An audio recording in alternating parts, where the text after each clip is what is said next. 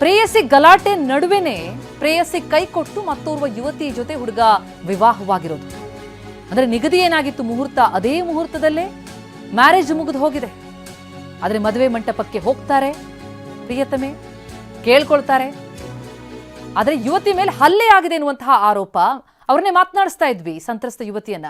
Madam, ತಮ್ಮ ಮೇಲೆ ಹಲ್ಲೆ ಕೂಡ ಆಯ್ತಾ? ತಾವು ಅಲ್ಲಿ ಪ್ರತಿಭಟಿಸೋದಕ್ಕೆ ಹೋಗ್ತೀರಿ, ಆ ಮದುವೆ ನಿಲ್ಲಿಸೋದಕ್ಕೆ ಅಂತ ಹೋಗ್ತೀರಿ, ಆದ್ರೆ ಮದುವೆ ಆಗ ಹೋಗಿರುತ್ತೆ, ಅಲ್ಲಿ ಆದದ್ದು ಏನು ಅಂತ ತಮ್ಮ ಮೇಲೆ ಹಲ್ಲೆ ಆಯ್ತಾ? ಹೌದು ಹೌದು. ಅಂದರೆ ಅವ್ರ ತಾಯಿ ಬಂದ್ಬಿಟ್ಟು ದುಡ್ಡಿಗೋಸ್ಕರ ಈಗೆಲ್ಲ ಮಾಡ್ತಾ ಇದೆಯಾ ಅಂತ ಹೇಳಿ ನನ್ನನ್ನು ಹಲ್ಲೆ ಮಾಡ್ತಾರೆ. ನನಗೆ ಸ್ವಲ್ಪ ಪೆಟ್ಟಾಗಿದೆ, ಒಳಗಡೆ ಏಟಾಗಿದೆ.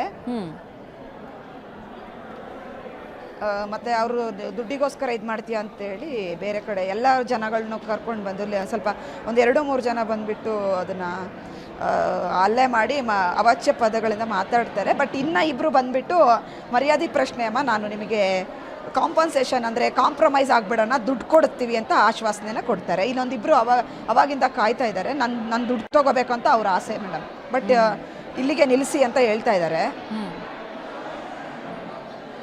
ದುಡ್ಡು ಬೇಡ ಮೇಡಮ್, ನನಗೆ ಯಾವುದೇ ಕಾರಣಕ್ಕೂ ದುಡ್ಡು ಬೇಡ.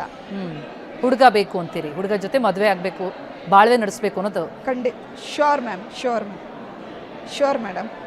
ಈಗ ಇಬ್ರು ಮದುವೆ ಆಗ್ಬೇಕಾಗ ಒಂದು ಮದುವೆ ಆಗಿ ಹೋಗಿದೆ ಮೇಡಮ್. ಅಂದ್ರೆ ಈಗ ಅವ್ರ ಬಾಳಿನ ಪ್ರಶ್ನೆ ಕೂಡ ಉಳಿಯುತ್ತೆ.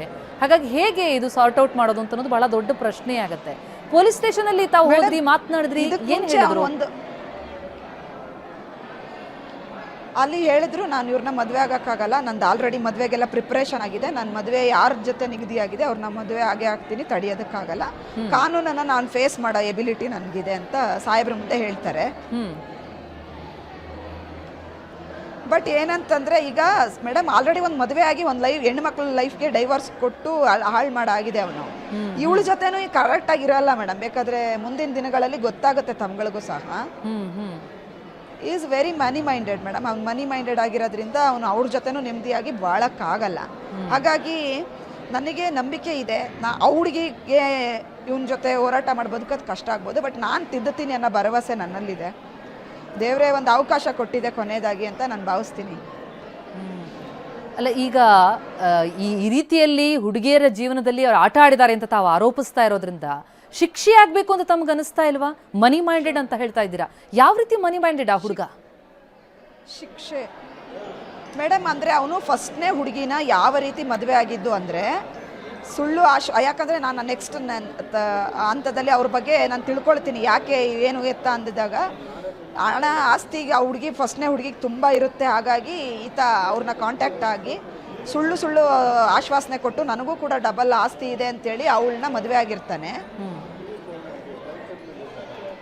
ಮತ್ತು ತುಂಬ ವಿಚಾರಗಳೆಲ್ಲ ನಾನು ಕಲೆಕ್ಟ್ ಮಾಡಿ ಎವಿಡೆನ್ಸ್, ಈವನ್ ಪೊಲೀಸ್ ಕೂಡ ಅಷ್ಟು ಇನ್ವೆಸ್ಟಿಗೇಷನ್ ಮಾಡಿಲ್ಲ ಅವನ ಬಗ್ಗೆ. ನಾನು ಅಷ್ಟೊಂದು ಎಲ್ಲ ಪ್ರತಿಯೊಂದು ವಿಚಾರವನ್ನು ಕಲೆಕ್ಟ್ ಮಾಡ್ತಾ ಹೋಗ್ತೀನಿ ಮೇಡಮ್.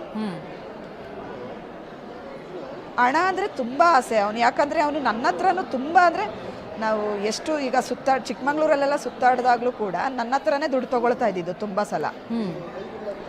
ದುಡ್ಡು ಅಂದರೆ ತುಂಬ ಇಷ್ಟ ಮೇಡಮ್. ದುಡ್ಡು ಅಂದರೆ ಅವನು ಹೇಗೆ ಅಂದರೆ ಯಾವ ಕೆಲಸ ಬೇಕಾದ್ರೂ ಮಾಡ್ತಾನೆ ದುಡ್ಡಿಗಾಗಿ.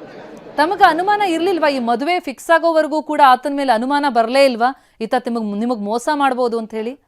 ಮೇಡಮ್ ಅವನು ತುಂಬ ಆ್ಯಕ್ಟಿಂಗ್ ಮಾಡಿದ್ದಾನೆ ಮೇಡಮ್. ಅದು ಹೆಂಗೆ ನ್ಯಾಚುರಲ್ ಆಗಿ ಇದ್ದಿದ್ರಿಂದ ನನಗೆ ಯಾವುದೇ ರೀತಿ ಡೌಟ್ ಬರಲ್ಲ ಮೇಡಮ್. ಆಮೇಲೆ ನಮ್ಮ ತಾಯಿ ಹತ್ರನೂ ಬಂದು ಮಾತಾಡಿದಾಗ, ತಂದೆ ಹತ್ರ ಬಂದು ಮಾತಾಡಿದಾಗ ಆಬ್ವಿಯಸ್ಲಿ ನಾನು ಡೌಟ್ ಪಡೋ ಅವಶ್ಯಕತೆ ಇರಲಿಲ್ಲ ಅನ್ಕೋತೀನಿ. ಅಷ್ಟು ಚೆನ್ನಾಗಿ ನಂಬಿಸಿದ್ರು. ನಾನು ಎಲ್ಲೋ ಒಂದು ಕಡೆ ಯಾಮಾರ್ತಿದ್ದೀನಿ ಅಂತೇಳಿ ನಾನು ಪ್ರತಿ ವರ್ಷ ಮದುವೆಗೆ ನಾನು ತಯಾರಿ ಮಾಡ್ಕೊಳ್ತಾನೆ ಇದ್ದಾಗ, ಇಲ್ಲ ನಾನು ಸ್ವಲ್ಪ ಫಿನಾನ್ಷಿಯಲಿ ಪ್ರಾಬ್ಲಮ್ ಇದೆ, ನಾನು ಯಾವುದೋ ಚೀಟಿ ವ್ಯವಹಾರ ಮಾಡ್ತಾ ಇದ್ದೀನಿ, ಅದ್ರ ದುಡ್ಡು ಬರಬೇಕು, ಮತ್ತೆ ಜನಗಳು ನನಗೆ ಮೋಸ ಮಾಡಿದ್ದಾರೆ, ಅವ್ರಿಗೆ ದುಡ್ಡು ಕಟ್ಟು ಏನೇನೋ ಹೇಳ್ತಾ ಇದ್ದ. ಹಾಗಾಗಿ ನಾನು ಎಲ್ಲವನ್ನು ನಂಬುವಂಥ ಒಂದು ಸಮಯವನ್ನು ಸೃಷ್ಟಿ ಮಾಡ್ದ ಅವನು. ಎಸ್ ತಮಗೆ ನ್ಯಾಯ ಸಿಗಲಿ ಅಂತ ನಾವು ಕೂಡ ಆಶಿಸ್ತೀವಿ ಮೇಡಮ್. ಥ್ಯಾಂಕ್ ಯು TV9 ಜೊತೆ ಮಾತನಾಡಿದ್ದಕ್ಕೆ. ಸುಪ್ರೀಂ ಕೋರ್ಟ್ಗೆ ಹೋದ್ರೂ ಪರವಾಗಿಲ್ಲ, ಒಂಟಿ ಹೋರಾಟ ಮಾಡ್ತೀನಿ ಅಂತಿದ್ದಾರೆ ಸಂತ್ರಸ್ತೆ. ನ್ಯಾಯ ಬೇಕಿದೆ ಅನ್ನೋದು ಅವರ ಗಟ್ಟಿ ಧ್ವನಿ. ನನ್ನ ಹೋರಾಟ ನಿಲ್ಲೋದಿಲ್ಲ ಅಂತಿದ್ದಾರೆ ಯುವತಿ. TV9ಗೆ ನೊಂದ ಯುವತಿ ಎಕ್ಸ್ಕ್ಲೂಸಿವ್ ಆಗಿ ಮಾತನಾಡಿದ್ದಾರೆ.